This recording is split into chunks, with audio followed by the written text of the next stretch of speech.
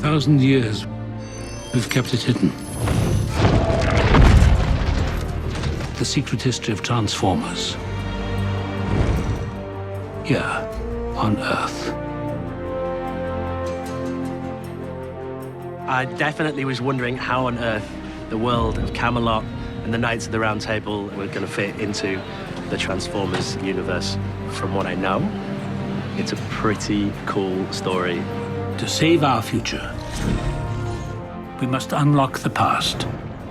In our opening scene, you're in medieval England. We go back to 482 AD with King Arthur. When I was told I'd be playing like a Saxon, I just kind of put two and two together and thought, Prime goes back, things aren't right, goes back, realises he's gone back to the wrong place, someone's found something, and then the world blows up Michael Bay style. And now the greatest mission of them all, to turn the tide of human history. Every time we've done a new Transformers, we really have to ask ourselves if we have enough ground to cover, if we're all still interested, if the mythology will open up further. And Michael actually was the one who said we should get a bunch of writers together, we should educate them on where we've been in the franchise, and see what areas they might be interested in exploring further in the mythology. In our movie, Operation Skyfire, we're gonna try to answer one of the great mysteries of World War II. The writer's room was a room at Paramount on the back lot. It was a bunch of writers, about 12 of us. And it began with Hasbro coming in and kind of taking us to Transformers school to try to get us up to speed with all the things that have happened. Then after that, we sort of laid out a timeline and found different places to do different movies throughout history. So every writer took a movie and wrote up a treatment for it. And we got to make really cool artwork for it and pitched it to Michael and pitched it to Steven Spielberg, which was really fun. Ours is a coming-of-age story set in World War II. And as we've all kind of been talking about, one of the coolest things we think about the franchise is how Transformers intersect with real human history. There were two writer groups who sort of touched on interesting areas. One was Art and Matt, and the other was Ken. Mine is called Transformers Knights. It's set during the Dark Ages. It mashes up the fictional stories of Arthurian legend, actual English history, and the life of Merlin the Magician before he met King Arthur, and of course, transforming beings from Cybertron. Right, okay, good. I got a call that said, would you want to write Transformers 5 with Matt Holloway and Art Markham? And I said yes. Ken was working on a pure Arthurian legend tale, but with Transformers in it. And then ours was something that took place in World War II. So one of the things that we're doing in Transformers 5 in the last night is peeling back the curtain on the secret history of the Transformers on Earth, and that they've always been here. For example, we see a flash of Bumblebee's last mission in World War II, where he was in a battle with Nazis. So in this movie, there are logical explanations for the greatest myths and legends of Earth's history. This hall, which is at Bamborough Castle, is the sum total of the knowledge of the Transformers on Earth. We made over 50 images that have Transformers as a part of history. I had the idea that this was a genealogy that had to be traced, but I needed it to come from Merlin. This is 40 generations. It's 40 generations. Yeah. Okay. And Michael, I think, was a bit gobsmacked probably when he saw how much we did. You see this? This is crazy. How detailed this is? This is like a madman who's got way too much time on his hands to develop something like this. I don't have that much time, though. And if you take the lore of what happened with Merlin, there's the story of Viviana, who was sent to seduce him and to learn all of his magic and all his knowledge. And that's the story that I did for the children, that they had two illegitimate children, and from those came the whole Wiccan family. Are you Samuel James Witwicky, descendant of Archibald Witwicky? When you think about the first movie, Sam Witwicky, Shia's character, his great-grandfather was an explorer who had found Megatron, etc. We realized that the Witwickies were integral to this larger thing. So our mythology is merging more and more with the larger mythologies. I really like the Knights, and I like what they represent. We will see Arthur, we'll see Merlin, we'll see the Saxons, which are all pretty extraordinary looking. From a design standpoint, they were interesting in that they needed to look ancient, but they still needed to look like Transformers. They needed to look a bit like they had armor, as if their armor inspired actual English armor. We fight for the human race, for all that is good in mankind. No sacrifice, no victory! No sacrifice, no victory! For this movie, Michael has found an interesting way to introduce some of the origin of the story, but also introduce and create new characters. I have an interesting bloodline. I am the last living relative of King Arthur. Cade was going to be this last knight, this chosen person. How do you show that? What's a cool way to show that? Well, we have this idea that he'd have this talisman that looks like something that would be at home on an Arthurian knight's, crest. And that's exactly what it is, because that's ultimately what we learn in this movie. That's how the knights got their armor to begin with. It's all Cybertronian. So this is our talisman that Cade recovers from the crashed ship in the destroyed city. It's based on the cross of St. James, and again, a design by Jeffrey Beecroft, our production designer. And this talisman turns into Excalibur, our Cade version of Excalibur. Again, the design of the talisman is found throughout. And rolling, and action. Yeah! Priscilla John put an array of fantastic English actors on tape for us, and each one of them had a great take on the character. And Michael and I went to London and we saw all of them in person and, chose the group that would be together. I was approached by the casting department in the UK, Priscilla John, and they said, do you want to come in and have a read? So I did. Thought the audition was one of the worst that I'd ever done. Thought I'm never, ever going to hear from that again. And bearing in mind that I've just played King Arthur in another production, I thought, once those two things come together, it's like, this is never going to happen. And lo and behold, about 4 weeks later, got a call, went in, met with Michael, and we went in groups of 3, Arthur, Lancelot, and Percival. Played out the first couple of scenes of the movie. And, yeah, I got the job. They have their name for it. We have ours.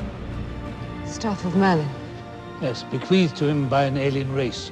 My character is a direct descendant of Merlin. And Merlin is being played by Stanley Tucci, who has been in the previous movies. So that is a brilliant little Easter egg moment. No! Look! I kept your secret, just as I promised. I told no one of your existence, no one! With Merlin, it was all a secret for quite a long time. Found out about 6 weeks ago that it's Stanley Tucci, which is incredibly exciting because he's a wonderful, wonderful actor. He crops up in everything, and yet it doesn't become about Stanley Tucci. You believe that character, and I think he's one of the finest character actors out there at the minute. Good men died while we waited for you. Noble men. All right then, Percy. You bring the dragon next time. So Stanley Tucci, very big fan since Devil Wears Prada. I know it's kind of strange coming from a man dressed like a barbaric Saxon, but it's one of my favourite films. I think he plays a wonderful role in it as well, and it's very, very exciting working alongside him. Oh, yes! Once Michael said that Stanley Tucci was going to be Merlin, I couldn't think of anything else. I'm like, this is going to be perfect. The great thing about this Merlin is, I think everybody's thinking of the Merlin, this sagacious guy with the long beard. But immediately when Arthur says, no, Merlin will be here, Percival says, he's a drunk, he's a charlatan. And we cut to him, and that's exactly what he is. 3, 2, 1, and action.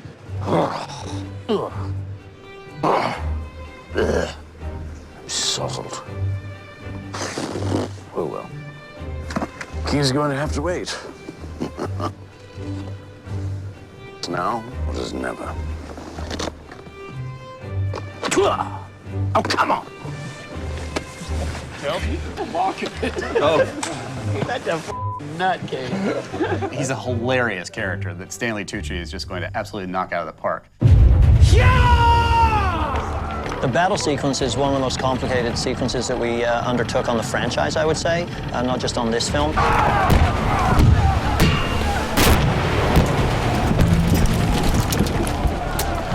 It was really exciting, actually, and a fun part of the movie for all of us. It's an end of civilization, end of the world kind of fight. It's like this small group of knights led by Arthur up against this massive Saxon horde.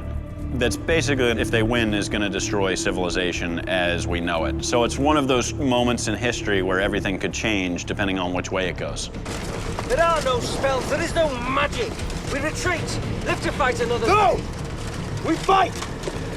Without sacrifice, there can be no victory! This incarnation of Arthur is battle-hardened, battle-ready, and it looks epic. All the knights, when you line them all up together, look absolutely amazing. It's an incredible job from the costume department. Everything couldn't have looked better, I think. You know, Lisa Lovers has done an incredible job of getting us all to look as we look, and we're very lucky to work with Yolanda, you know, the head of makeup, and with Ed, who are both fantastic. The jobs they do at, you know, originating these looks for us. Second wave! This is film costume, and it's still heavy. Then you think, well, hold on. Back then, this must have been real. Must have been about 60 kilos worth of weight. If you fall on your back, that's it. You're done. That's you. That's the end of your battle, your war. Finished. You can't get up? No, you can't get up, no. The original designs, Michael had come to me to draw some of the knights' costumes. And so we did. And we did it in collaboration with Lisa, and then she took it from there. But I brought in Richard Anderson, and we created this whole army, both Saxons and the knights.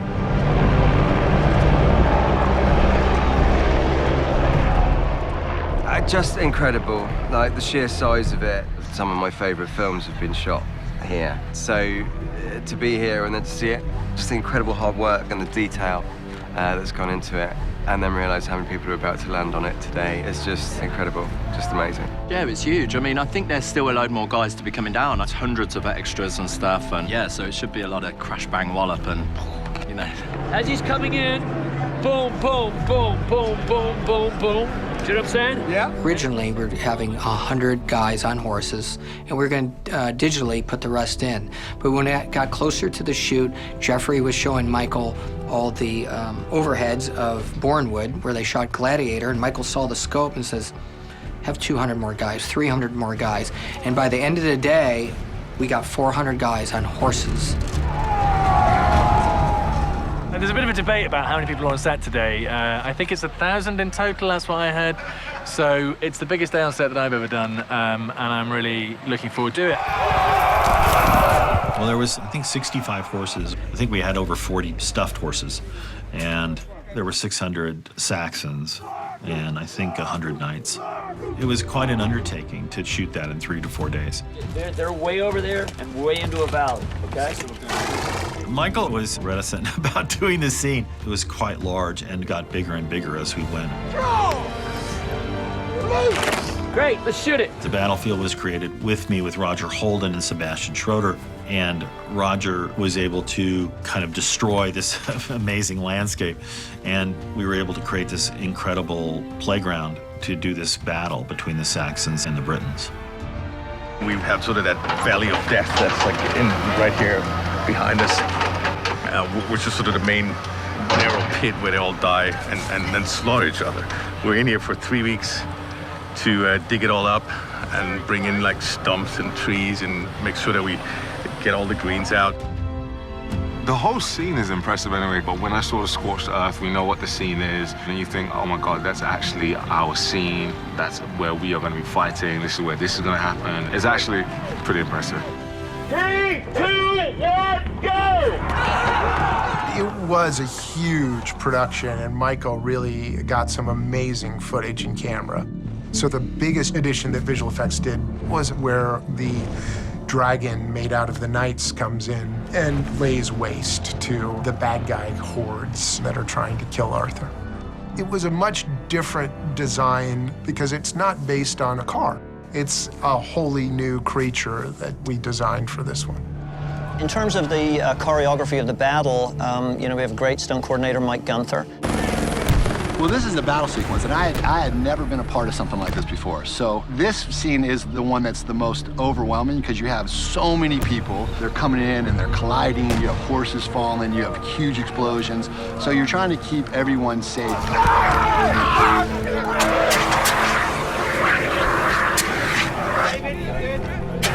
There's not that many people that get to shoot medieval battles, so not only is it new for Michael, it was new for Jeffrey, our designer, and me and my whole team. So, you know, Mike and I were kind of kicking around the idea of what's it take to choreograph a major battle like this. So we brought Rob Inch in, who's worked on War Horse and World War Z and some of the Star Wars movies, and we felt he was a good complement to our team, you know, to help organize and choreograph horse falls, sword battles, archers, and all of that stuff. So he's done a great job working with Mike Gunther, you know, to pull that off. They wanted to recreate a medieval battle like a King Arthur versus the Saxons, but a super gritty version that was properly edgy. So we were seeing people get on fire, we were seeing people getting fired at by trebuchets. They wanted a really cutting-edge battle sequence.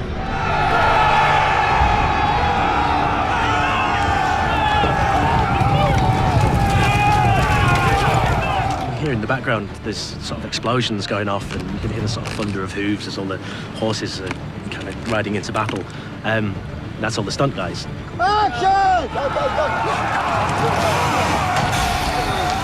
So the horses stunts, we do work very closely with the stunt department, and we build it up slowly. We do just the hero portion of that fight and whatever's required, and then we build it up. And basically we layer. So we start with the bare elements. Once we make that secure, everyone's happy, we layer up a next element, which might be the people around him, and we sort of just keep building it up from fire, smoke. So the horses, he understands what's going on. He's never just thrown into the middle of it all. Rolling!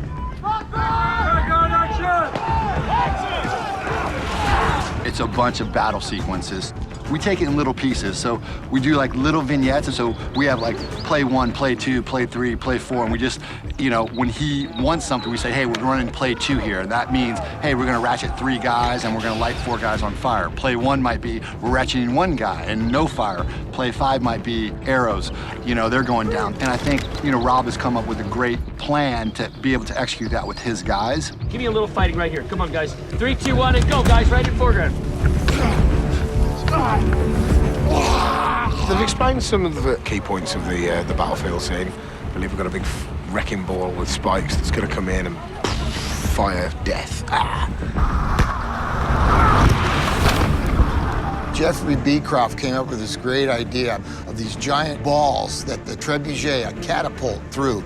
They're 6-foot diameter balls with looks like a ninja star made out of wood and then wrapped with rope and put tar on it and light on fire. And Terry Glass and the guys had 2 cranes 450 feet apart and hung this ball off it. And you'd light the ball at one end, wrap it with quarter cable, release it.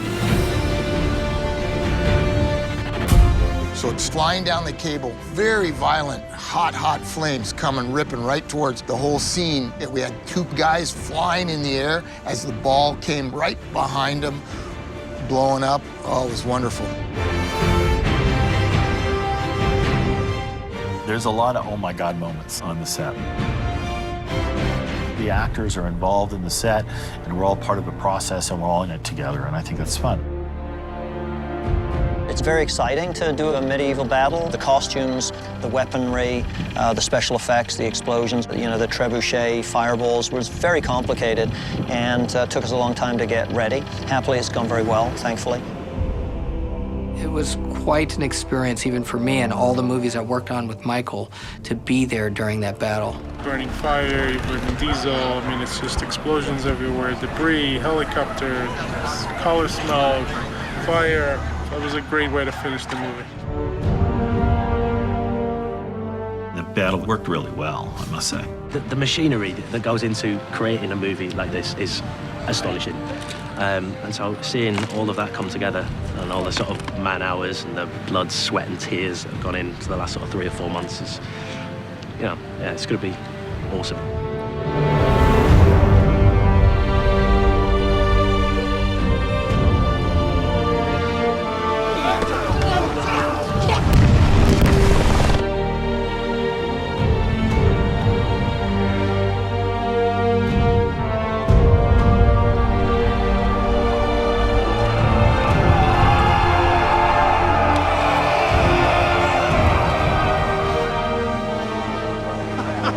I'll do it for you. I'm here for you.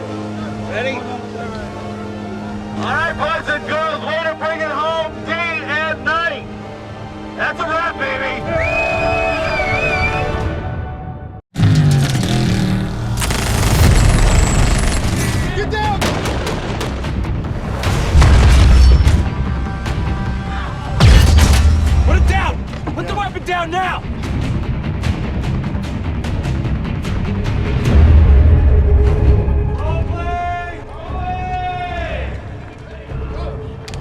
are at the Packer plant in Detroit. We were here in 2010 on Transformers 3, where we played it as abandoned Chicago. We returned here because we needed a big, vast area with a collection of buildings to recreate an area of Chicago that was destroyed in the story of Transformers 3. 3, 2, 1, There isn't any place quite like Detroit for urban archaeology. So for Michael, who's an organic filmmaker, he's inspired by what we put around him. We had talked in the writer's room a lot about what would these places that had been the location of a giant robot battle look like, because we've just shown the robot fights. We've never shown the aftermath. We've never shown what the results have been for humanity. And who would actually go into a place like that and explore? No adult would be dumb enough to go into a former war zone or something that may still be a war zone and look around, but kids would. Kids are different, they're curious, and their curiosity is what sort of starts the engine of this movie. One of the great locations was the Packard plant in Detroit. It's this incredibly photogenic, abandoned factory, really atmospheric set to be working in. And I don't know how much dressing they did of that, but it just feels like it's pretty much, it is what it is. The Packard plant is gorgeous alone, but what we ended up needing to do is bring it back slightly to a state that it would read as Chicago. So what we were trying to do is achieve a look where nobody knew what we brought in and what we didn't. I've got 10 blocks at the Packard plant that I was able to add L trains to, running through it, as well as destruction of a huge amount of city. We brought those trains from Chicago because they're only for the Chicago L tracks, so you can't transport them by track. Construction built the L tracks, and we added signage, and I worked with the CTA for several months to be able to use their trains, and we had to crane them in because they're about 60,000 pounds, and then we had to make them stand upright and look like they had fallen off the tracks. So we built structures to support the trains, and we built several facades on the buildings. We built burnt facades. It should look like it's been abandoned for some time. This is a place where you felt like time had run out. It's basically the spaceship that we climb up on, and then we fall, and then this is a gun, basically, and Isabella's like at the top of that train, and then she comes down and does something cool stuff. And saves us. 3, 2, 1, falling!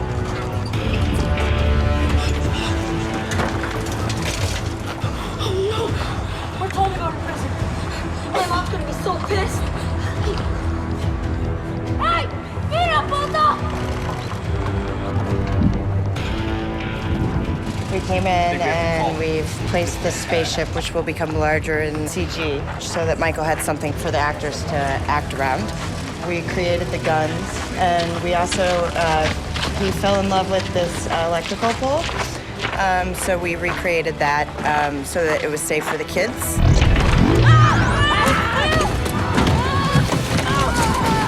What the heck was that? I thought it was dead, but it's not dead. Oh, tell me.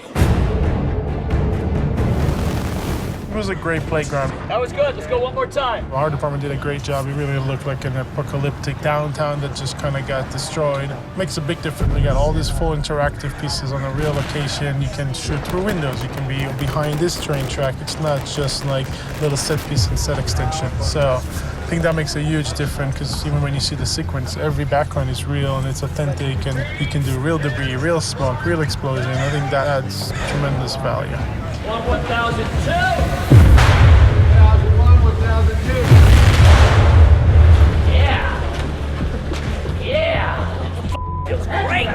Packard plant was amazing. I just wish I could go back in time and see that building and that city when it was thriving. I love American history, and so I would love to have seen that, but it was pretty special being there. Don't shoot!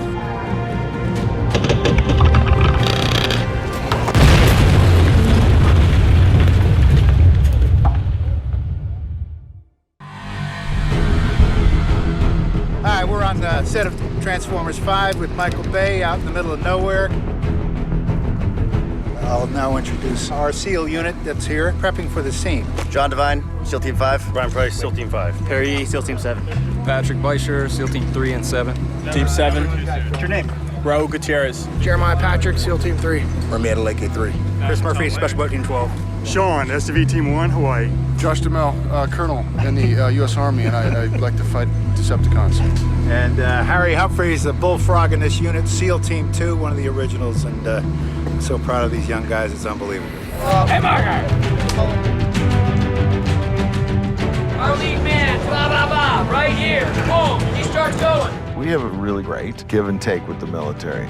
Their generosity with us in time and taking us seriously in what we're trying to accomplish is fantastic. I've been fortunate enough to work with the SEAL guys, and they're so professional, and they make it so real, they're so badass. You just gotta make sure that you can live up and be believable and convincing as one of those guys. I play Colonel Lennox in the 5th installment of Transformers. Be alert out there, Colonel, and come back safe. I think the last time I was Lieutenant Colonel, and after Michael and the crew met with the DOD, they decided that the natural progression would have been Colonel. I talked to my Army colleagues, and it's been fun for them to watch his progression through the ranks. We joke and say his career has progressed much faster than our own. New target 3 o'clock high! My name is Santiago Cabrera. I play Santos, who is a mercenary of sorts, a team leader of the TRF, the Transformer Reaction Force. The Transformer Reaction Force is a new entity that's been created since the last movie, out to catch all the Transformers and bring them down. Cade Yeager, in the flesh. You got me. Help yourself out here. Where are they? The ones you're hiding. It's not really believable these giant robots are coming to Earth and the military's not involved. These are 50 caliber modified to look like modern weapons that would kill Transformers. Use your imagination. Pretty powerful stuff. Yeah, let's go rehearsal, here we go. They're spilling out of the Osprey. Guys are picking up firing positions, and then they're gonna take the fight to the Decepticons.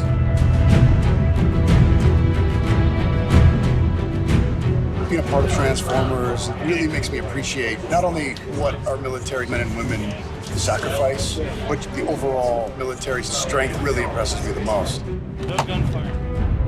Josh has done this for a while now. He's done 4 or 5 movies with us now, and he's done a fantastic job every time. And you can see he gets better and better and better as he does it. He actually looks like a real Army colonel. Me and Josh started to train with the SEALs, and you need to have a minimal level of fitness and strength. It's pretty grueling and it's physically challenging. So I got into as good a shape as I could before we started shooting this. And it wasn't just strength, but it was also cardio, it was flexibility, it was trying to stay as agile as I could because you never know from day to day what you're gonna be doing. So you make sure you're strong, and it just helps with the character. You feel strong, you feel you're the part more. They're gonna bring that whole thing down on top of us! We're not giving up on Prime. He's gonna be here. The operation's over. All right, we stay, we're dead.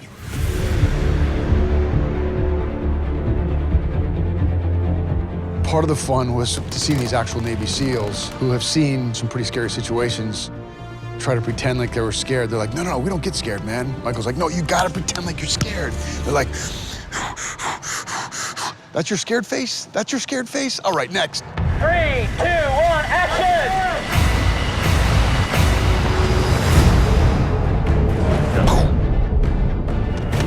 Boom. We're right here at Luke Air Force Base, outside of Phoenix, Glendale, Arizona.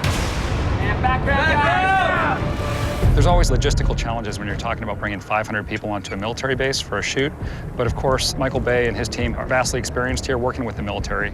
Luke Air Force Base was an ideal location for this production because you were already shooting in Arizona. And also, we have a lot of different military assets that are already stationed there, plus several that we were able to bring in from other nearby locations. We're gonna see some F-16s, F-35s, and God knows what else. It's a Michael Bay movie.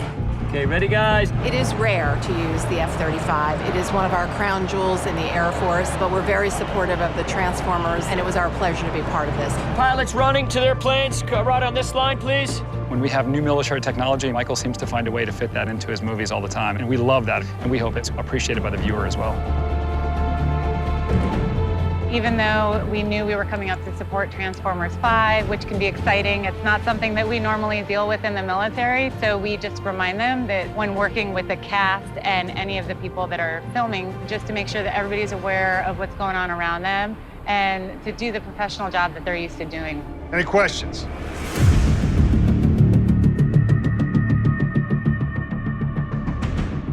Today, we're shooting at the USS Carl Vinson in San Diego, continuing our long tradition with the U.S. military, the Department of Defense, and in this case today, the U.S. Navy. The Carl Vinson fits almost 3,000 people. Some people have deployed on these things, met someone 10 years later and found out that they did the exact same deployment and they've never seen that person before, so it's huge.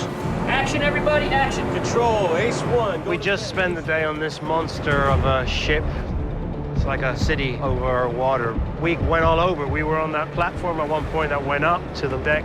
We were inside where all the radars are and where they do all the tracking.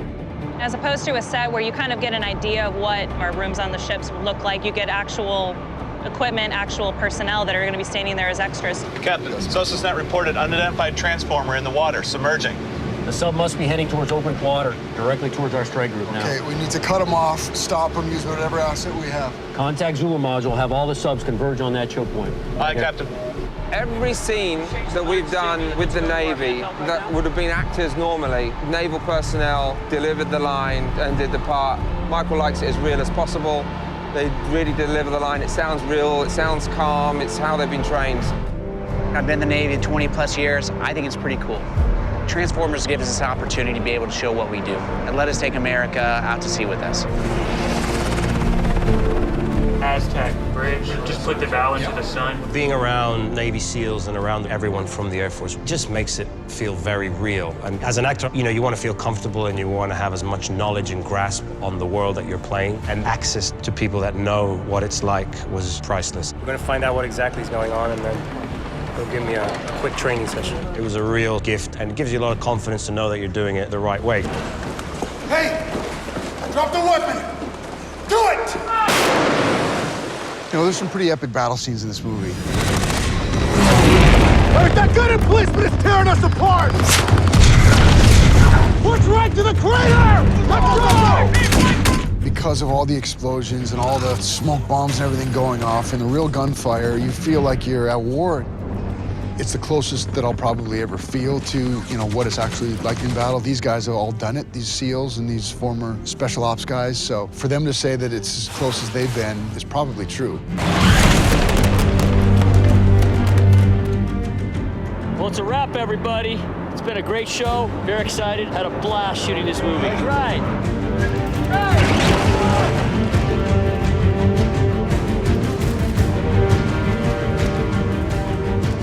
This is about as much fun as you can have making movies.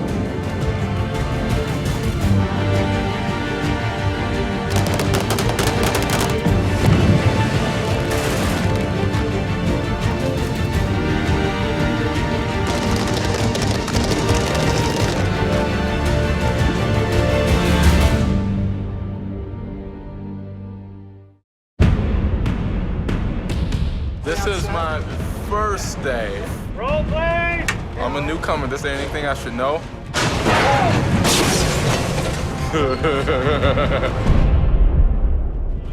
We are in the middle of the desert and the junkyard.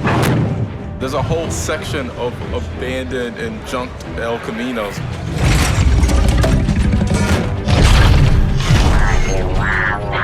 Hello guys, it's me, Isabel Monera. We've been here for about 2 weeks, and I've had a lot of fun. The sensory overload, so much movement and so many moving pieces, and this is big. Roll cameras. Cade Yeager lives with these machines in a junkyard in the desert because, hey, a junkyard is a great place to camouflage Transformers, a car sort of graveyard. From the air, everything just looks like an old piece of junk car, so it's a great place to hide if you're an Autobot. That is an alien! That is an alien dinosaur! I wanted to find a really vast junkyard and someplace within striking distance of Chicago. I started looking online and seeing what are the largest junkyards in America and what junkyards have classic cars. And we found this one in Phoenix, which was called Desert Valley Auto. The junkyard, it was kind of a funny sight because it was an absolutely beautiful junkyard. It was kind of the most amazing junkyard you've ever really been in. Just hundreds and hundreds and hundreds of cars, ranging from the 60s, 70s, 50s, 80s, all decades were presented. I mean, there were so many cars. I was like, kind of took me back to my teens. Because when I was a kid, we used to hang out in junkyards, and we'd go and, you know, break windows and rummage through cars and take the ball bearings out of the wheels and break more windows and stuff like that, and get chased by dogs and junkyard workers. Hey! Hey, mister! We need to talk! We got Izzy and Gerard and Mark's story. We got Arizona, which was 100+ degrees every day, in the beating sun, no shade whatsoever, in the middle of a junkyard. Cade is in a position at the start of this movie where he has helped Transformers. You hear that, Pete? You're gonna talk! And Isabella has separately developed a relationship with robots in that war zone in Chicago. When you leave, it becomes the wild kingdom out here. I don't know what to do. I told you, this is a junkyard. They blend it with other junk. That's it. You hired me to be Senior Vice President of Worldwide Operations. Did I tell you that? Yes, that's what you said. Oh, I made that shit up. And Gerard is somebody who felt like that guy who signed on for something that wasn't quite what it seemed, who really sort of gets swept up in this and wants to be the hero. So what do you think, Crosshairs? Yeah, he's just dead. And that's what brings them in together. And then storyline-wise, we have this huge 50-foot trailer for Cade's home. Jeffrey found this amazing Spartan trailer, which was the only character set for the movie, but it had great bones to work within. Michael loved the trailer. He loved that Spartan trailer. It was mainly a shell. Construction ended up cladding the walls, and then we brought in a sink, we brought in a fridge, we brought in a stove. But there was a moment that I had with Michael. Michael was like, you know, we really need to make this fun. And so he had a great idea of adding the neon to it. And then we turned the fridge to teal, and we added some red chairs in the kitchen, and like really brought it to life just by adding those 3 elements. Changed it completely. You want to put the pedal to the metal, guys? Come on. I've gotten the most exercise of my life on this set. Hey! I just found Optimus Prime! And just like some mornings, we just like wake up, you know, Michael's like, hey, you're gonna run from here, and then about half a mile down there, we're gonna, it's just like running around corners. I'm like, is there even a camera? You out of your mind? I told everybody to stay still. You want to go out there and start screaming at the Decepticon? Who do you think you are? Even in the audition room, Michael had asked me if I was a good runner, and I was like, I think so. I mean, I did cross country for a bit. He's like, good. So I knew that we'd be running a lot. Good. I don't think I warned Gerard about all the physical things that you might have to do. Oh!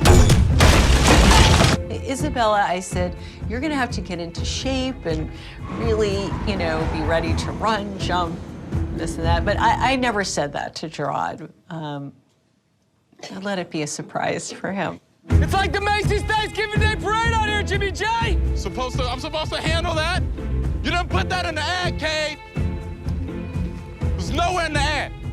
My character, Jimmy, is mostly afraid and mostly running and mostly trying to figure things out as he goes. You know, Cade, I'm feeling really accused right now. He's kind of like me on this set. I found inspiration within. Oh!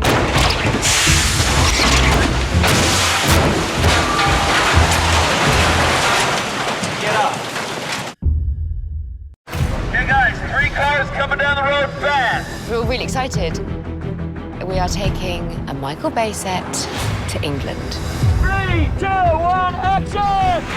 It's bigger stunts, huge chase scenes, more fun, craziness.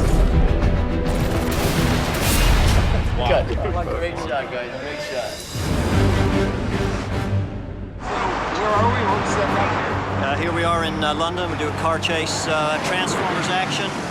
Sir Anthony Hopkins is being chased by some bad guys. It's just people diving out of the way. So you're kind of like, you're giving me some move, you know, out the way. Okay. Ready, guys? Everyone ready? Rolling. All right, ready? And 3, 2, 1, and action, guys.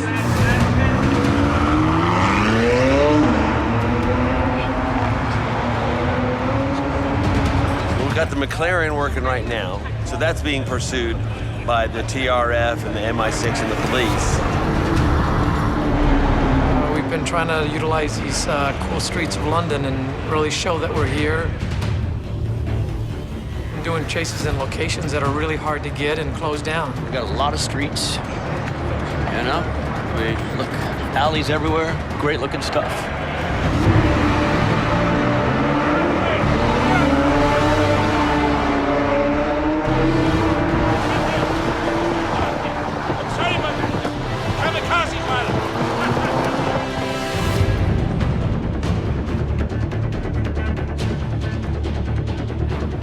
Really challenging with the helicopters and insert cars and cranes and, you know, with locations that you can only close down for 2 minutes. We have like 5 cameras going and 10 stunt cars, and it's pretty crazy.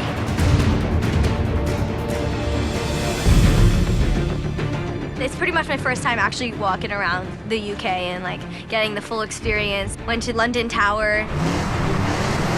We got scenes which are in Oxford and just these beautiful castles. 3, 2, 1, and action, guys. Walking. Don't go yet. Given the mythology, you had to go to England. How are you going to do Arthur and Merlin without going to England? One, it gives it a great sense of reality, and 2, it gives a variety of feeling to the movie that makes it feel very different than the previous movies. It allowed a whole different group of ideas to come into play.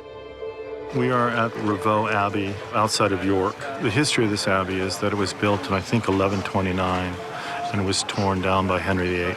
I showed the pictures to Michael, and he fell in love with it, and no one's ever shot here before. Do you want it quite formal, or do you want it kind of informal?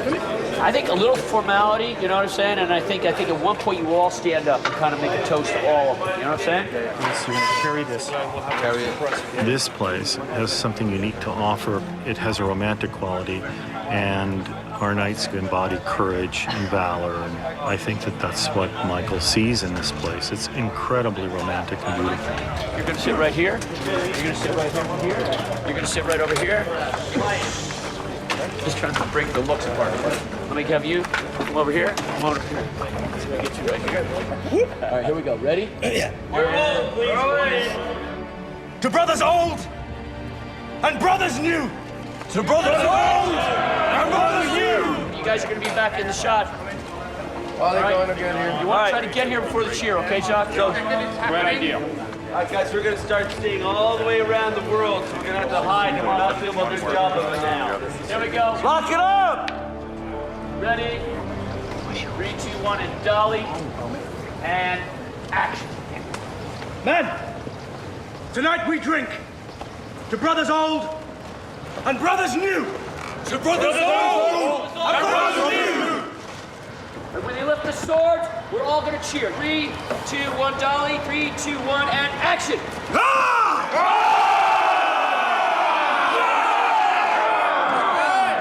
job.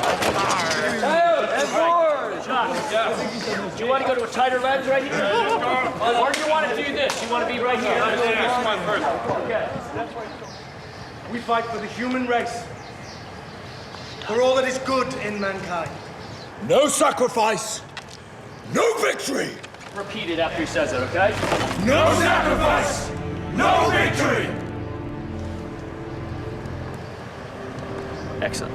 Good. Cut. All right. Cut. Michael wanted to make something special, and not very many people will go that extra mile to shoot something like this. Spinning it a little bit, Jacques. Spinning it, spinning it. There you go. It embraces the idea of the knights and the Transformers here as you walk through the Abbey.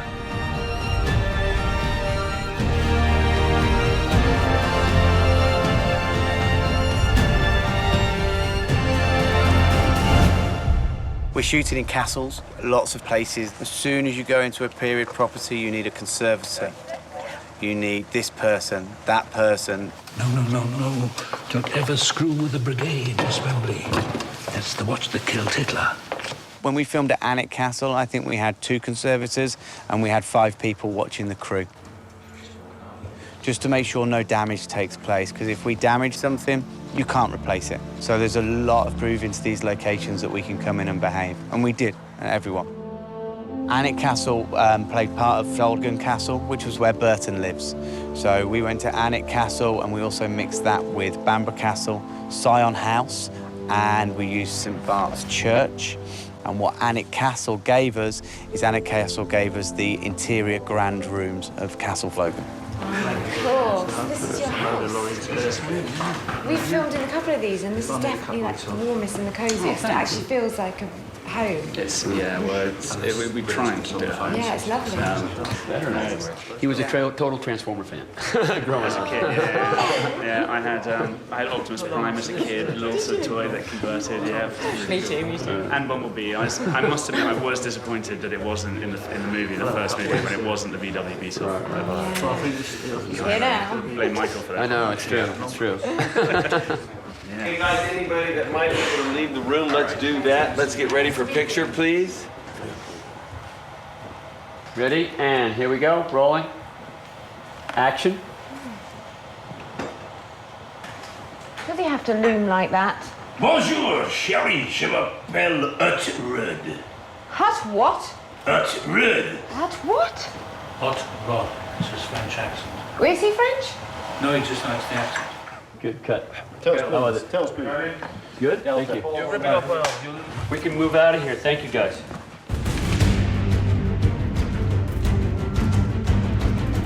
It's fantastic. Castles, palaces, London car chases. How about a place like this? Blenheim Palace, birthplace of Churchill. Shooting a polo match in front of it. It's awesome. Boys and girls, we have a lovely split team. We have lovely Cambridge and Oxford University playing against each other. So hopefully the rivalry doesn't come out too much. How many of you ever been in a movie before? None. Good. Let's have some fun today. So Oxford University, we've brought with us 5 people, 4 players and 1 as an umpire. We've also got the team here from Cambridge, the other place. Those 2 teams have the oldest standing polo match in the world, which is the Varsity Polo match, currently played at Guards, which goes back to 1873. Hopefully we'll be showing them who's the better university. Are you guys like big rivals? We're all super pumped. It's not every day you get to shoot at Blenheim Palace and for a major Hollywood movie. Too wide, it looks like a lot of you, but stagger yourselves. And you're just going to go straight. We're getting pieces of all this. Yeah, so you're getting pieces of the horse's head, the legs and stuff. Not our faces or anything. Sometimes, yes, it is. No, really, oh, yes. Take my glasses. Oh, no, look at that. Oh. Don't want that. Oh, can you not play with your glasses? I'm about to see where you guys are. You can put a ball, let's put a ball up here. Yeah, put it right there. Good. We're going to have someone go for that ball. You want to go for that ball? Okay. Okay, you go for the ball and you look like you're going to hook. Yeah. But don't obviously hook him, let him hit it. Okay. Hit the ball that way. Hit it at us. Hit it at us. It's not that hard, is it? Yeah. It is? It's not that hard. Oh, it's hard. Hit it, then someone gets to go home. Come on. Yeah.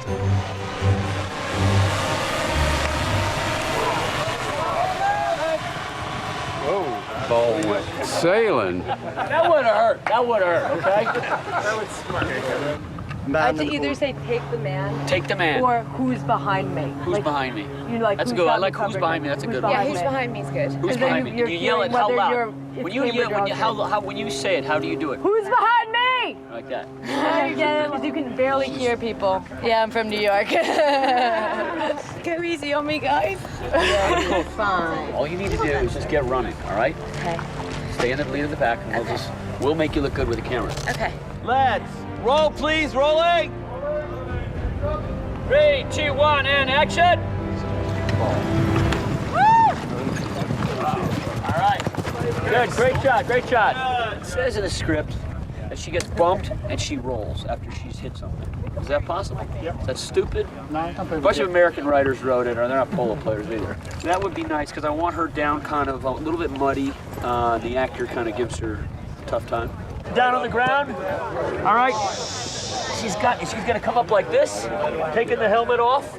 And 3, 2, 1, action. Score. Yes. Good.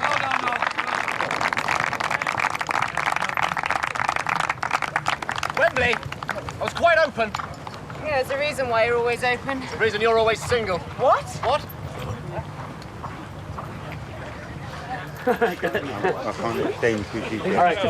That was amazing. Are you a horsewoman?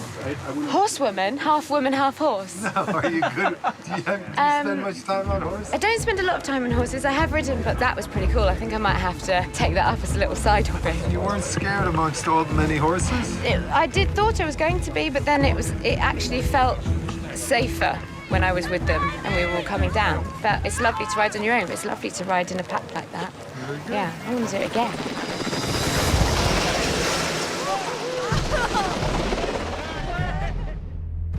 Pieces of the movie take place in medieval times, and so, you know, we're here for the castles, we're here for the palaces. Those places are sacred ground, and it's just been great. I mean, today we're at Stonehenge, you know, it doesn't get any better than that. We even brought a Stonehenge with us. Hollywood people are not happy unless it's fake. The art department built a beautiful replica for the explosions, because the real Stonehenge is a national monument. You can't have bombs going off there. All right, we're gonna go for the spark. So you ready?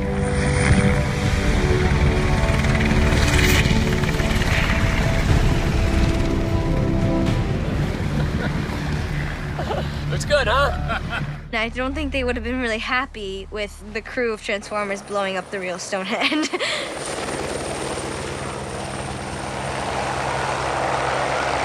that. Great. I need Harry Humphreys, so they emerge from the trees. Okay, hey, Liam, I hope those guys are weaponed up, right? I'm working with British military. You're going to be on a flanking movement. You can stagger a little bit, but do not get in front of the muzzle that's next to you. Demeanor and tactics in the field are very similar to what we do in the U.S. military, so it's always a pleasure to work with them. Maintain that formation in the run, and the running direction, as we said, is going to be towards those trees over there. Spread a little wider out that way, Harry. A little more of a curve.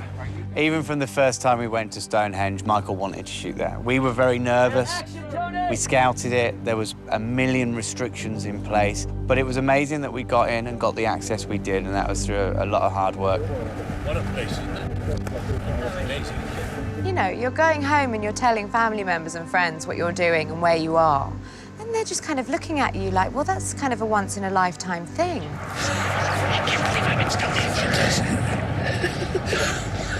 Michael Bay said to the Guardians of Stonehenge that they're going to be in his movie and it's going to put Stonehenge on the map. I'm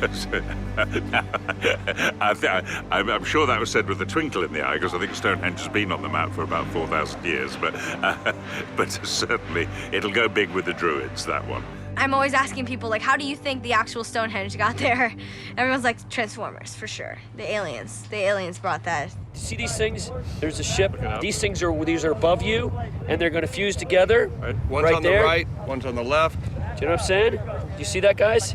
And over here, all of a sudden this thing starts rolling. 7! It's gonna crush us. Get that ship clear of the crush zone now! Get to the Ospreys! Oh my God, it's huge. It's slowly coming at you. Make sense? I know that we are sandwiched between Stonehenge and a Stonehenge that was built, and that's all that I know. Optimus is behind you. You're looking like he's that way when you're running, all right? So you're in front of him, but give him wider berth, okay? Action! Hey! I just found Optimus Prime! He's gonna save our asses! Let's put Optimus out this time. They're looking different. Should we go run with a guy running? Let's have, yeah. No, you can't. Just get a runner. Want to go run? You go 30 feet back. You be Optimus, okay? Take your belt and take your gear off. Take your gear off. Don't have your pants fall down. Thanks, man. It's next to it. Oh, they're falling down. Hands coming down. All right, this is going to be Optimus Prime. He's a little smaller, a little less heroic, but... There are sheep, and there are fields, and a lot of double rainbows. I bring the rainbow. I paid for that extra today. I'm gonna Instagram that shit. He's only shot this rainbow shot. Hey, get out of my rainbow, dude. Look at that. It's a rainbow. Look at that. It's a double. It's a double. It's a double rainbow. That's good, man. That's good. It is a how did we get here? It's a very beautiful thing, and it's, I mean, I could never find my way back home. Like, it's over. Imagine saying that to the police. 'Cause I'm near a double rainbow and sheep, and they're like, all right, relax. And then we built Stonehenge, and then we blew it up, and it's like, all right, okay. It really is amazing. It's so beautiful, and it's the definition of picturesque. Are you getting that sun, that crisp cloud stuff? 1 second, Tony. Give me, what's in the lens right now? What's on? 80 mil. 80 mil. Shoot out right now with that sky right now. Right there. 75. Right in the grass. 75. We're rolling on clouds. Got a lot of clouds in this movie. Looking up, getting up, 3, 2, 1, action! Go!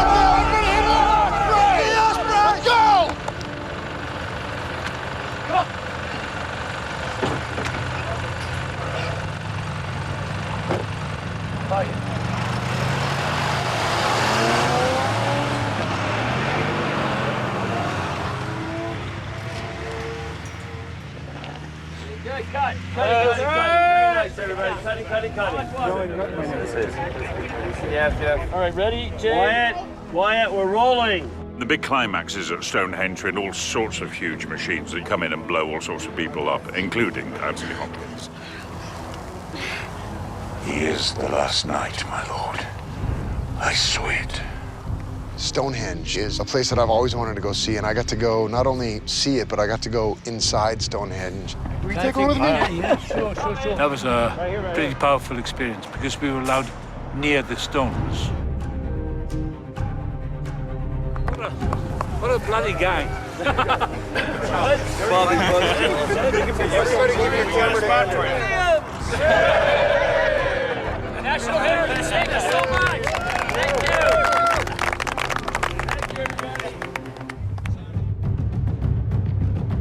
Stonehenge has always been sort of a fascination. How were they ever able to erect these giant stones without any major machinery? Obviously, the answer is alien robots. So, not only are we making, these great popcorn movies, but we're also answering a lot of historical questions. Okay, cut. All right. We were looking for the history of the UK, so, what's the real British things that we could bring to this movie? We shot at Oxford Divinity School, which is part of the Bodleian Library, the Natural History Museum in Oxford, Oxford Streets, and many of the other colleges. For the streets, we put on our own bicycles so that they could all get crashed into by Vivian. I think you're gonna walk by that bike, and you're gonna try to pick it up, and you're just like, oh, I got so much shit in the lake. Okay? Yeah. Action.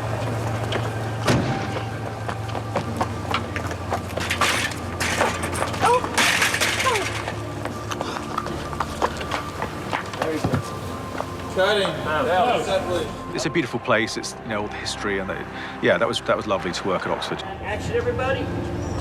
Looking at the buildings.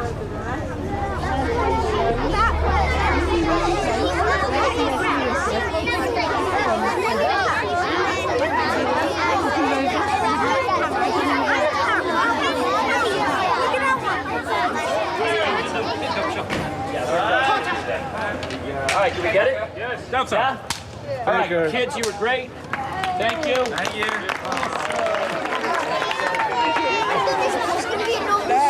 All right, kids, you gotta get out of here. We're just walking around. That's great. Thank you.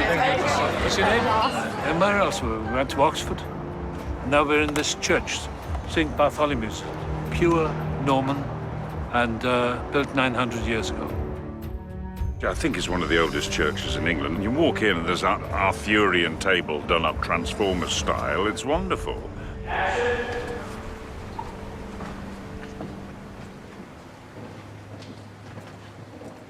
And this place was built around the original Round Table. Percival, Gawain, Tristan, Lancelot, they sat right here. Good. You're standing right here. Jake can come right in here and grab me a pull. And then all of a sudden, okay? Yeah. That's when first time you start believing that what's going on. Okay, yeah, yeah. Now, Laura, just get your hand there. See. They have their name for it. We have ours. Staff of Melon.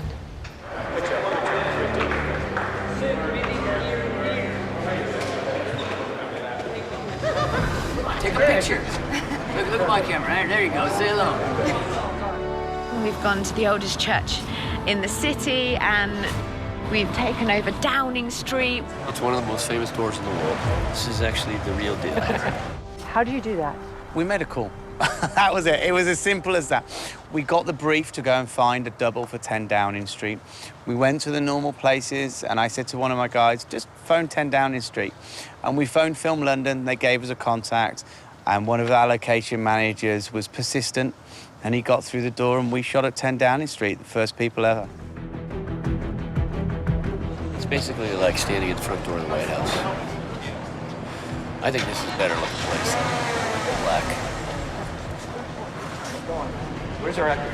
Coming over with Amy right now. Okay. Thank you, Paul. Thanks for your help, too. Do you guys want to be in it? Yeah. Will you? Yeah. Serious? Because you guys at least give us authenticity. Happy Yeah? to be in it. And if you're here, and then that makes it more real. You know what I'm saying? You want to be it? You're not going to smile, right? Always smile. Just one, Michael, as I've snuck in here, bold as brass, could I say to the policeman, good morning? And they don't know what the hell I am, but there's his authority. If you will cover that later. All right. So I'd say good morning to them, and I think it's good afternoon. Oh, good afternoon. Just say Ian. Would that be easier? Cut around that. So I do. Actually, we have it in the movie. It's pretty funny. Because I say when we see the Prime Minister, I thought you were a woman. So I'm going to say, So I said, is the Prime Minister in? Who? The Prime Minister, who else? Is he in? It's very important. Oh, it's very important, is it? Why didn't you say so? Okay, thank you. I'll use the old entrance. Yeah, that's great. That's great. You do that. And then it's like, what if you just, as you leave, how do you get into it? You know? How did you get in here? You know, the access we got to London was outstanding.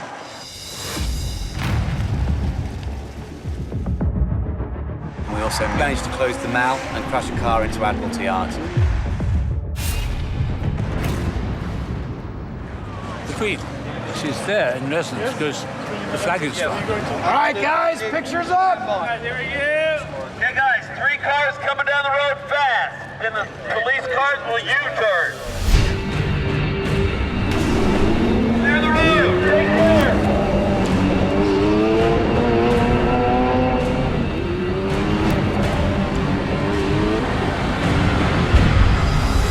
I open up pissing off the Queen. She's home, and I'm running a car at 100 miles an hour in front of her house. Now, I'm not English, but I don't know if that's proper. I mean, my grandmother would not like it. What we intend to do today is pull one of the Lexuses sideways, and at a certain given cue, we'll spin the car 360 degrees. Halfway through that, it will smash into the columns itself. That's not realised. That's actually dressing the bottom of those concrete, or 18-ton concrete blocks that are dressed round, which protects the arch. The thing I would worry about most is actually damaging any type of national building. So we have tested and tested and tested to its full extent, and this is a proven way it will hit that and we won't damage it at all. Where do you think you're going to do it? Where do you think you're going to do it? I'll slide a tighter 90, and I'll plan on ending up right around where we're standing right here. Yeah? Okay, hang on, Crane. He's shooting, he shot a missile out of his mouth and blew the tire. The car went into full skid. When it takes off, I'm going to follow it. I know my mark where it's going to flip, and I'm going to get on the accelerator. Right for the flip. Okay, so who's going to hit Corey? No one's No one's hitting Corey. No, Wait, no, come on, we want to hit Corey. no, raise your hand. Who's getting Corey? I want to hit him. They're going to hit each other and just make a mess behind them. lose you? What? When did you turn on me? No, I turned today. Today was the day. It ended all today. Okay, the honeymoon is over. And guys, anybody that's around any of the glass up above, let's be super safe. Anybody that's in the archway, it's going to be loud. How long from the time the event starts till it stops? 4 or 5 seconds, if that. Okay, any other questions?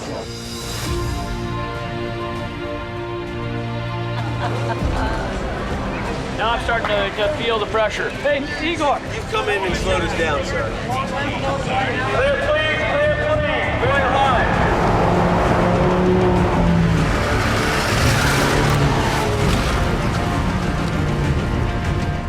Yeah, good, okay. All right, now give me the other cars behind, all right? Give me the other cars right now on this side, all right? Got cars backing up! 3, 2, 1.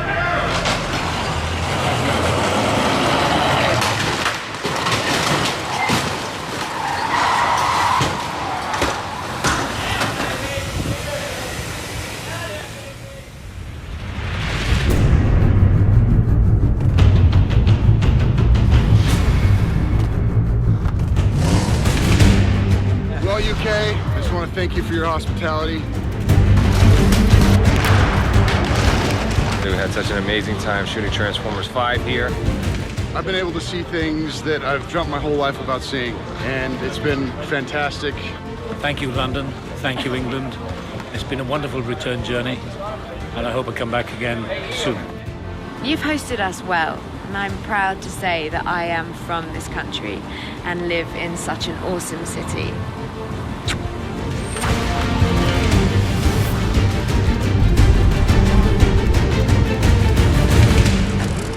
Queen was nice to let me do that in her driveway, I gotta tell you.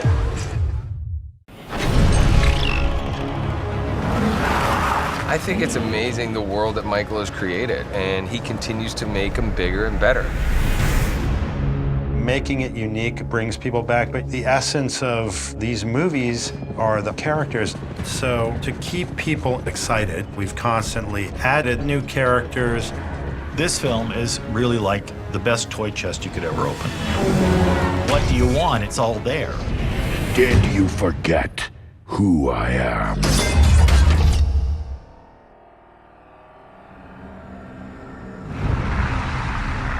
West of Star, we approached again. We brought back the Transformers 4 Optimus Primes, and they did a little bit of a retrofit, just shrunk the hood down a little bit, kind of kept everything the same. Fresher paint job, kind of freshened up the trucks.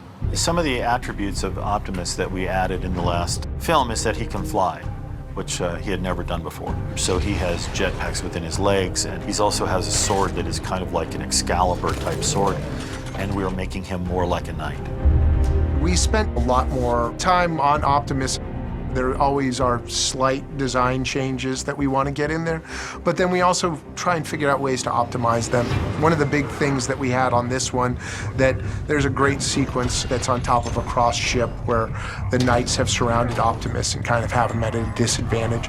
And we had, on this one, developed self-reflections. So Optimus is reflecting on some of his own surfaces, and that was sort of a new look for us, and something that we were really proud of.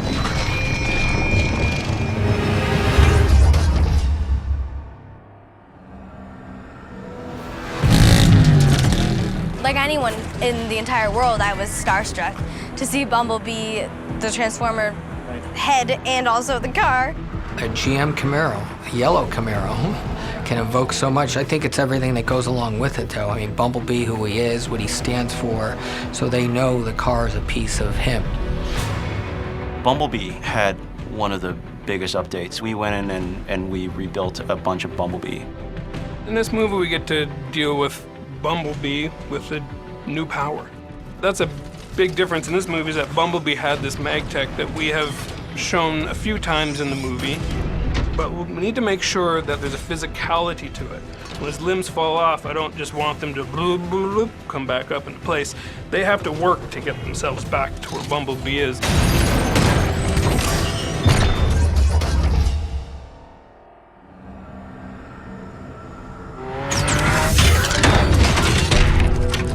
There was one new character that we were really excited about, which was Hot Rod, which we had a lot of fun with. He's a Citron that belonged to Viviana's father. As soon as she realizes who he is, he doesn't have to be in disguise anymore. He doesn't have to be that 20-year-old beat-up Citron anymore. So they're driving down the street and he sees a Lamborghini and he scans the Lamborghini. Wow, I love this car! And he gets to be that. And he's a little bit vain. Designing Hot Rod's face, we were looking for, what's the distinctive thing going to be for Hot Rod? And we grabbed a team of 5 or 6 artists, and over the course of 3 days, 100 face sketches each. And we had hundreds and hundreds of just these little studies for faces. I mean, we just laid them all out. In the same way that Bumblebee's face is distinct, you want a face for Hot Rod that is distinct and you recognize it. Get out of here! My weapon will stop the time! Hot Rod has this cool weapon where if you fire it at someone, it envelops them in a time bubble, where time inside that bubble goes really slow, but time on the outside is in real time. He was fun in that for the first time in a long time, we were trying to build a robot that needed to hold up and have as much personality as Bumblebee.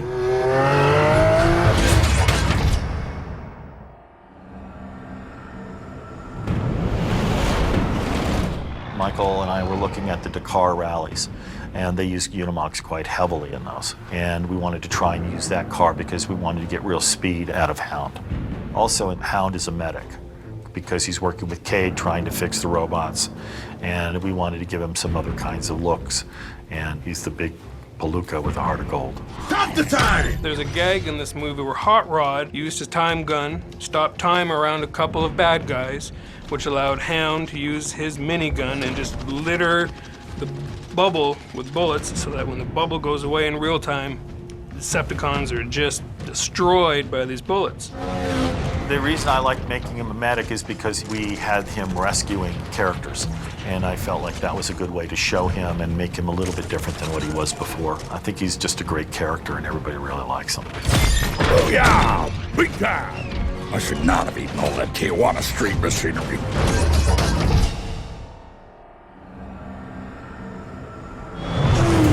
In the last film, we had Hound, Crosshairs, and Drift, which are all really terrific guys. Michael really stressed the character development in them, and we saw the action that they could do, and so we wanted them to come back. We kind of gave Crosshairs a new facelift, so to say. A little bit of new design, new pattern for him. Some upgrades on some vents and a little bit of hood. The car itself is the same vehicle that we had from Transformers 4, same Crosshairs. We just kind of gave him a little bit of a makeover. Again, with our partner GM, they wanted to do a revised Corvette, and so he's a little sleeker. GM has done some specialty work to him for us that's made him something special. Listen up, Little Miss Sunshine, I'm in charge now. Just don't expect any bedtime stories.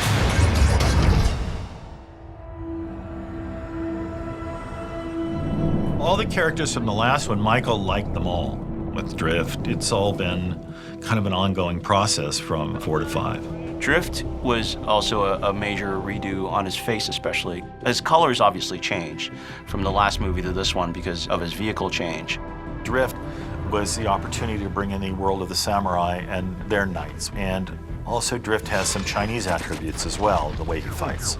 He was a Bugatti in the last show, and this one there's a brand new generation of a Mercedes that Michael really liked. From Mercedes, we have the GTR as our character Drift. He trans-scans the AMG and becomes that. Drift is incredibly powerful, incredibly fast, and has the soul of the samurai. No hate, no anger. Get off, you maggot!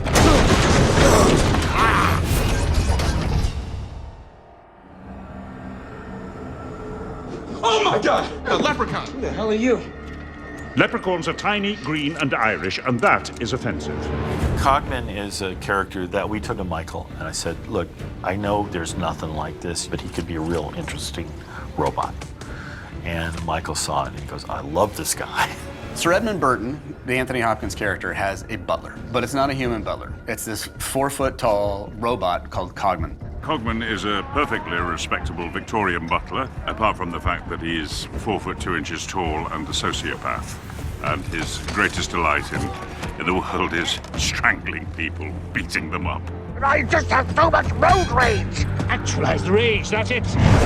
Cogman is one of our coolest characters that we've done. The design for him was very, very intricate. He was 100% metal. So he had little lights inside the neck and the sternum and the shoulders and the tummy to show all the inner workings. And he was supposed to look like a really finely made watch.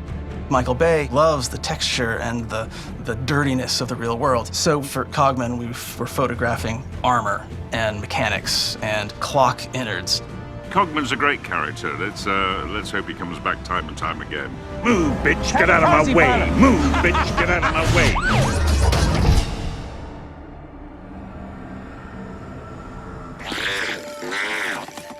One of the fun things about this film is that there are some characters that are unlike characters we've done in previous films. Squeaks is one of them, because it's a robot that's at human scale and interacts with humans. Hey, stop throwing a hissy fit. Squeaks is adorable. He's probably the cutest Transformer I've ever seen. Michael wanted the character that would be fun to watch, and so I took that and started playing around with that as a robot. They built a practical version of this robot, which is also something we haven't really done before. They built a full-size Squeaks based off of our CG model.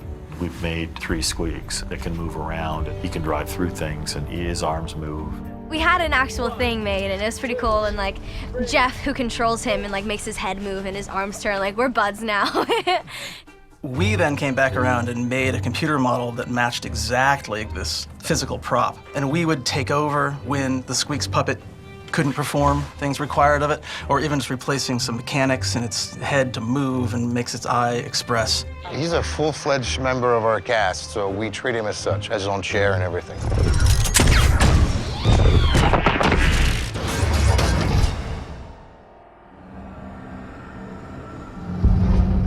Day traders here. Oh, here comes the most irritating, annoying Transformer on Earth. Traderbot's a new robot we invented. He was called Barterbot for a while. I remember working in the desert in Morocco, and you'd see these trucks that would go over the mountains, and they would be carrying all kinds of stuff. And I thought, well, what would happen if we had someone like Steve Buscemi be this guy? Easy, what? Oh, God, you always resort to violence. And Cade's always telling him to get the hell out of here, I don't want your stuff. But Barterbot has information that is vital to the movie. He's just like a street peddler. All the objects are mounted on kind of his backpack and hanging on his clothing and hanging from everywhere. So every time he tries to grab things, axles fall off and big heavy objects, and you know, don't stand near him because you could get hurt. We had to find objects and fabricate objects that went with it. And I also thought it would be funny because he's picked up stuff from different universes. So I thought it would be interesting to add some things that we used on the previous Transformers in Hong Kong. You don't really know a whole lot about him, but he's an interesting character. All right, I'm gonna go slather myself in oil.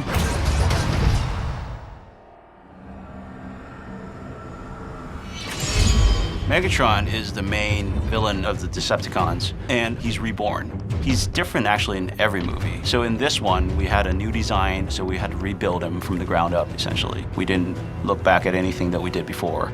I drew up the initial Megatron, which is a different kind of vehicle, incredibly fast. And all of our jets and then a lot of the space-type vehicles are based on swords and daggers. So they all kind of look like that kind of shape. And that's kind of what we're going for in this. We wanted to broaden the world a bit with these characters. Megatron in this one is no longer a vehicle, he's a jet spacecraft. Megatron, he got cooler shapes and he got a pretty cool war mask. And he has a little bit of an iridescent quality to him.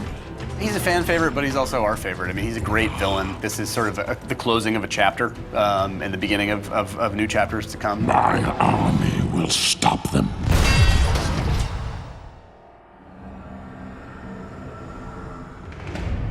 I read some of the fan blogs, and there was a blog that had everybody vote on who's the character you'd love to see come back. And it was Barricade.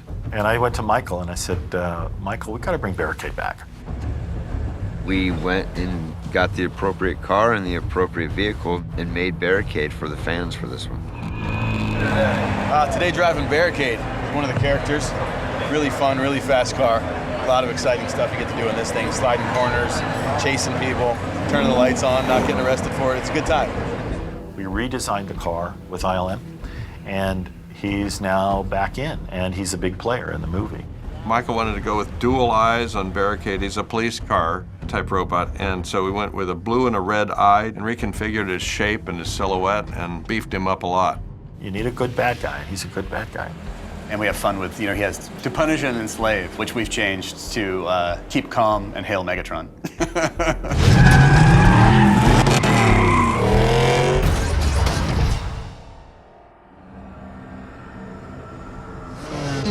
Oh, yeah, Decepticons is in the street. I showed Michael Confederate motorcycles. And I think Confederate makes one of the most interesting hand-tooled motorcycles you can find. And Michael looked at it and got on the bike, tried it. It's a gorgeous piece of steel. And they made a couple of them for us. And that is a character called Mohawk.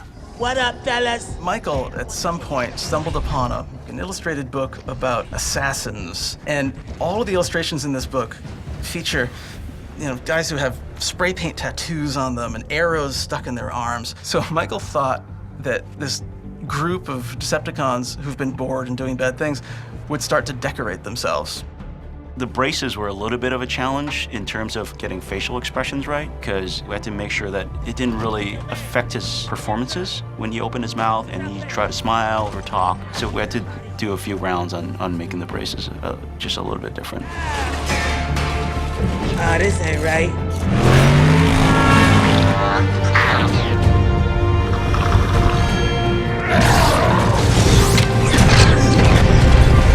You know, that's how you get to the big leagues.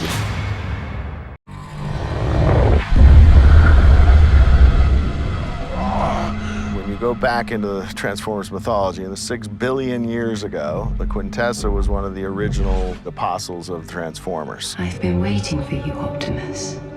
Come meet your maker. Michael's always looking for some big theme or set piece to have in the movie. What have you done to my home? So he had those ideas about Cybertron.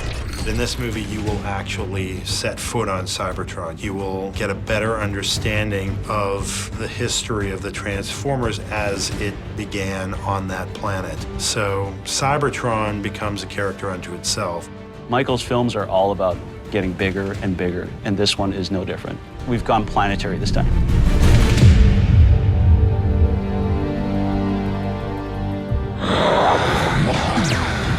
You dare to strike your god? It's always a challenge to find a new villain. You destroyed your world, you fool. We always go back to the original history, and one of the areas that's always been interesting to us is the Quintessan race. I made you. You are mine to command. Quintessa is the one pulling the strings. The staff is the only way to bring life back to Cybertron. You are going to find it for me. We needed a figure that had power over everything that's going on in this movie. And she has power over Cybertron, she has power over Megatron, and Optimus Prime. So she was written as this beautiful spirit, and then we hired Gemma Chan, who plays her. I am Quintessa, the prime of life. Quintessa is a character that floats and has a mechanical frame sort of underneath her skin. That's a lot to do with ILM. From a character design standpoint, it's still grounded in sort of the rules of Transformers. Even if she's magical, and even if she's fluid, and even if she's humanoid, we're still gonna make her out of metal. If it's made of metal, that means it can't be flexible like a single sheet of cloth, for instance. If it's lips that have to animate, it has to be segments of metal that can move, and you believe that they move, and they pivot, and they swivel. So she's fabricated out of hundreds of thousands of little metal slices that can close down into a solid form.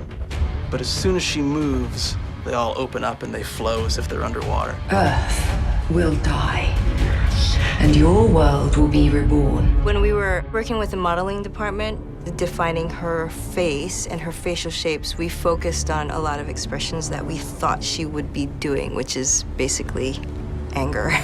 Do you seek redemption, Prime? My maker. I do.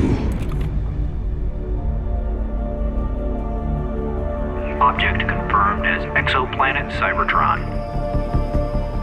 The planet seems to be acting deliberately. There's 2 moons! There's 2 moons! The world is ended. Cybertron, for me, I already had a guidepost because 3 had gone there, so a 2.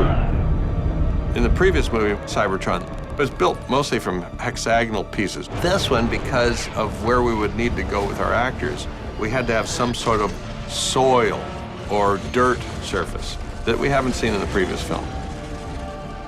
These metal hexagons give the surface its Transformer characteristic. And then on top of that, there's all these little debris and little plaque flakes, whatever you want to call it, that's holding all this stuff together. We ended up sending Scott Farrar and Ryan Wiedeker to Iceland to shoot a lot of the plates and plan out a lot of the actual surface of Cybertron, because we were looking for a really alien environment. And we used a lot of the black sands and the really saturated green mountains of Iceland to create sort of an otherworldly effect. We melded that with footage shot in Wales. We shot the battle area with all the hexes and the close-ups of the actors in Wales, which then we surrounded with the cathedral and different things, like it looks like you're on this hero chunk, which is represented by Wales and Iceland, and then all our animated stuff that goes on beyond that. The third act was definitely our biggest challenge. There's the big set piece of the crashing ospreys, our heroes ending up on a chunk of Cybertron 20,000 feet in the air.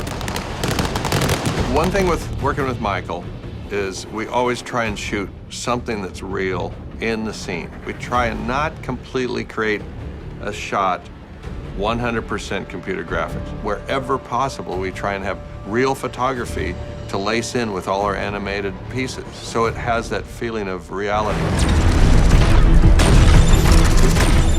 We had a pretty elaborate practical effects team out there as well for explosions, and a pretty substantial crew out there, as well as the background extras kind of running along the fields. When we drove onto the quarry, I had no idea what they'd actually been building there for several weeks was Cybertron. It was an incredible set.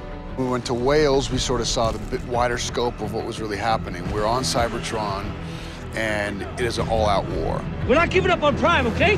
The operation is over. We stay, we're dead. The actual material on the ground wasn't quite the right color. It was a dark gray, needed to be black, so we sprayed it to sort of darken the floor down and the rocks. And then huge explosions and the army coming through. It's quite a thrill. It's a real ride. You target 3 o'clock high! They were somewhat surrounded by cliffs all around. So no matter where you aimed the camera, you'd have a cliff face. We had to kind of figure out, the Wales plates, how does it fit with the Iceland plates and how it cuts together, and just make sure all of it makes sense. Because Iceland was shot ground level, but in the film it's 36,000 feet in the air, so how do we make that look believable? So the decision was, if we need to see something like a mountain that looks like something you'd see from the Iceland shots, we can add that. And we have shots that reveal how high you are. So the puzzle pieces started to fit together in a pretty cool way. Go! 3, 2, 1. I know this is gonna suck, but let's try it anyway. Here we go. They won. First day of craziness. Just people running, jumping off buildings. So cool. And this is Monday morning, too. Good morning. What was that? Fun. Oh my goodness, Transformers, crazy. You want to put the pedal to the metal, guys? I'm a newcomer. Is there anything I should know? It was wild. It was crazy. Michael Bay, always a boom. Thank you. Your silence means everything. No challenge whatsoever. Rolling. Oh, that wasn't rolling. 3, 2, 1, and go. Oh, that looked violent. Oh, let's go again. Going that way? Yeah, mother. Sit the down. You're gonna do it way before. Yeah, you're gonna go and get my back. If you had any balls, you run in front of us backwards to get it face to I'm doing that too. I'm gonna be doing that too. Okay. Come on, guys. Lunchtime was exactly 2 hours ago. It's madness. Okay, so today we didn't break for lunch, but we had dust. We had a fire. We had some smoke. It's all good stuff. How was it? Dusty. That's cool. What's going on? Chilling Transformers 5. Yep. Behind the scenes. BTS. Got all the lingo down. I got it, man. I've been in this game for about 20 years. This is called Pro Time now, all right? Working with Michael Bay is awesome. He's my favorite director. Yeah. Such a pain in the ass, this kid. I will fire you so fast. And I don't care that you guys are kids. I'm gonna be just as tough on you as I am with other action guys. Go! I'm gonna miss the explosions. Then Michael Bay yelling. What are you doing? Get the out of here. I don't want anyone right here. Guys, go away. Michael, if only you would yell at these people sometime. Joey, get back over here. Let's go. Joey, right over here. Get over here. Yeah, what are you guys doing? Keep doing that. Keep doing that. Yell at them. On the ground, Joey! Yeah. Nobody anyway, but you gotta shake. You gotta shake. 3, 2, 1, and go. Joey, get the Casey! Casey, let's go! Get the Nothing the medication won't take care of. Really. What are you gonna show me, Crane or what? Show me where you just play anything, dude. When I was his age, I would be sprinting. But I never sit in my chair. Thank you for doing that. Now go take it back to the truck. You're getting there. You're already in 2 minutes. It's 2 minutes. It's expensive time on a movie. That's a double rainbow right there. Look at that. Dude, I bring the rainbow. I paid for that extra today. You do one. Go. Go. Done.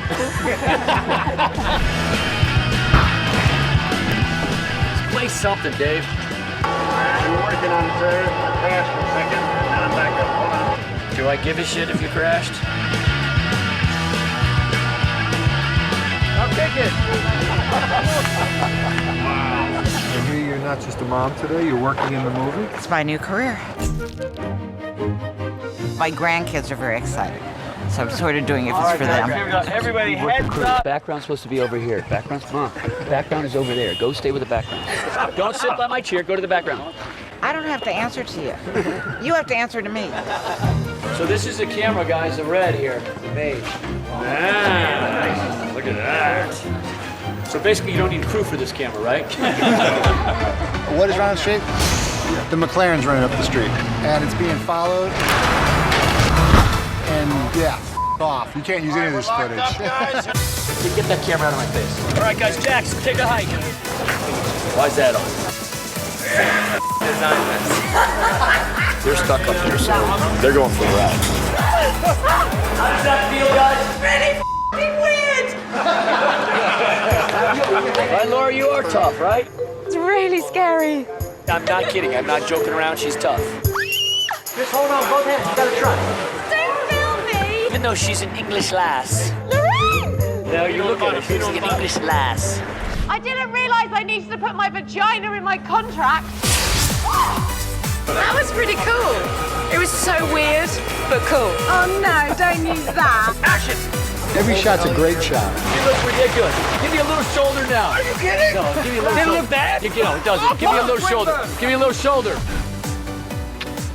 Fingers in every pie. Give me some ha! Ha! All right. Go! Chia! Fingers in every pie. Notice how he keeps kissing her on a rehearsal? No complaints from this old dear. Sir Anthony, this is his last shot. Thank you, this great genius, crazy director. Everybody go this way, okay? There's a flaming ball here. It really is crazy. Get that crane up, let's go! Let's go it now!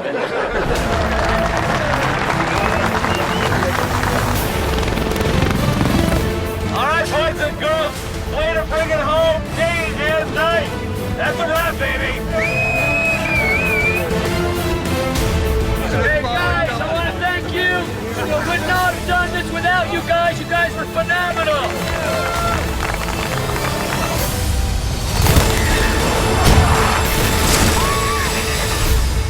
Great shot, guys. Great shot.